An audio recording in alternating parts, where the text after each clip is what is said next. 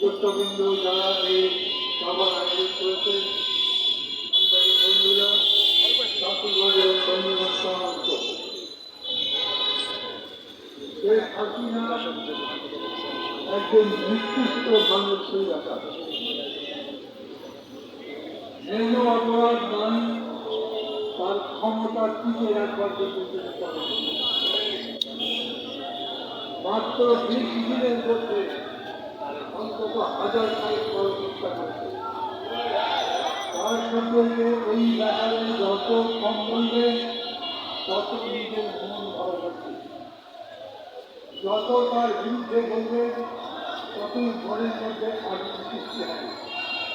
মানুষ এত পছন্দ হতে পারে, কিন্তু মনে করে এই কিছুদিন আগে এমনকি গতকালের 5 তারিখের আগে অনেক মানুষই মনে করছে শেখ হাসিনাকে করা যেতে পারা যাবে না, অথচ প্রায় 5 দিনের মধ্যে সরকার হাওয়াই দিয়ে গেছে। আমি আমার কথা বলার শুরুতেই, যদিও কথা খুব লম্বা করবো না, কথা বলার শুরুতেই এই আন্দোলনের যিনি সবচেয়ে বড় ব্যক্তিত্ব শহীদ আবু সাইদের প্রতি গভীর শ্রদ্ধা। বাংলাদেশে কেন, বাংলাদেশ, পাকিস্তান, ভারতবর্ষে এইভাবে গণতন্ত্রের লড়াইয়ে একেবারে সরাসরি মুখ চিপিয়ে জীবন দেওয়ার উদাহরণ আছে। এক দুর্ঘটন ছিলেন, তিনি এসব বিরোধী আন্দোলনের সময় বুকের পিঠে শৈলতন্ত্র মুক্তিপাত শৈলতন্ত্র বিকাশ গণতন্ত্র মুক্তিপাত করে রাজপথে নেমেছিলেন এবং ভূমিকে মৃত্যুবরণ করেছিলেন। কিন্তু আবু সাইদ জানতেন তিনি যাদের সামনে দাঁড়াচ্ছেন তাদের হাতে ভালোবাসতে আছে, তিনি জানতেন তারা গুলি করতে পারে, কিন্তু তারপরে তিনি হাত পিছিয়ে মুক্তিকে গুলি করে করতে পারে। এই একটা দৃশ্য দেখে বাংলার সমস্ত মানুষ মনে করছে আমরা সবাই অবস্থান এবং তাই হয়েছে।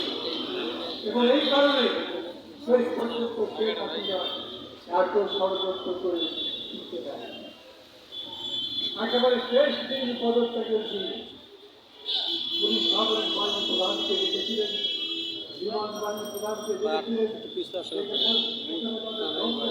কোনো অপরাধ অপর্ব কিছু করতে পারে না, এই আক্রান্ত দমন করতে পারে না, সেনা প্রধান তার আত্মীয়, কিন্তু মানুষ তো সবাই তো আওয়ামী লীগ নয়, সবাই তো অমানুষ নয়। তিনি বলেছিলেন কত মানুষ পাবে। উনি বিমান বাহিনী প্রধানকে বলেছিলেন হেলিকপ্টার নিয়ে পরিদর্শন করতে থাকো, বৃষ্টির মতো বিমান বাহিনী প্রধান করেছিলেন কতজন, সবাইকে জানতে কোটি লোক দাঁড়িয়েছে, ভারত কিন্তু বড় আমরা জিতেছি। আবু সাইদকে শ্রদ্ধা জানাবার সাথে সাথে আমি এই আন্দোলনে 400, 500 বা 1000 মানুষ, আমরা ঠিক করে জানি না, জীবন দান করেছেন, তাদের সবার শহীদ আত্মার প্রতি গভীর শ্রদ্ধা জানাই। সাথী এবং বন্ধুরা, আমরা জিতেছি, সেই বিজয় আমাদের কাছে আকাশ কুসুম কল্পনা করে।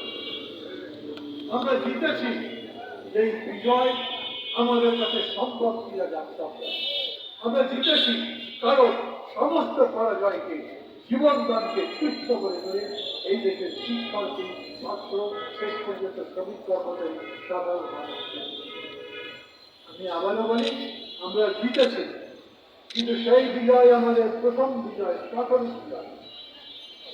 আমাদের লড়াই শেষাই, কারণ লড়াইটা শিক্ষার্থীরা শুরু করেছিল কোটার জন্য, কিন্তু সেই লড়াই শেষ পর্যন্ত হয়েছে বৈষম্য মুক্ত সবার করা।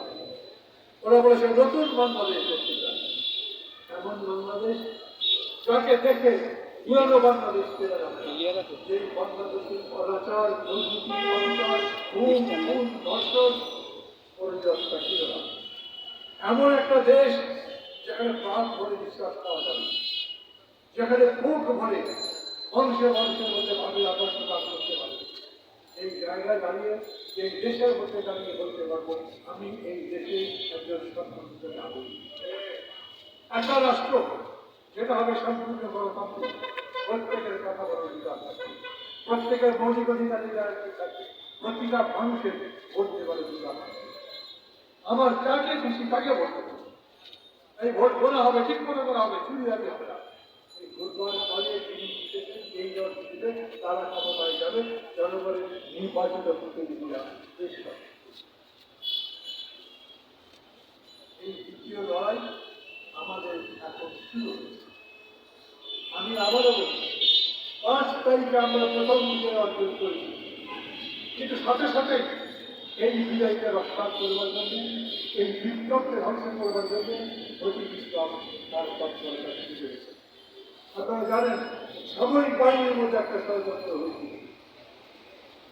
আমাদের বীর সৈনিক, আমাদের বীর সেনাবাহিনী, বুদ্ধিমান বিচক্ষণ সেনাবাহিনী একসাথে 4-5 জন জেনারেলকে চাকরিচ্যুত করে বা পদত্যাগ করে সেই অবস্থা হাইকোর্টের মধ্যে বিচারপতি যারা বিচারের পরে সকলে যতদিন চাকরিত ছিলেন তখন অবিচার করেছেন, তারা একটা চু করবার চেষ্টা করেছিল, যাকে দুর্নীতির চু বলা হয়। তারা রায় দেবে শেখ হাসিনা এই বৈধ। এই শেখ হাসিনার পুত্র এই কথাবার্তা বলবার সময় অসংখ্য অনেকে বলে মা ছিলেন রং হইলে তার সেই ছিল হাফ কথাবার্তা বলার তিনি বলেছিলেন আমার মা পদত্যাগ করে না, উনি এখনো দেশে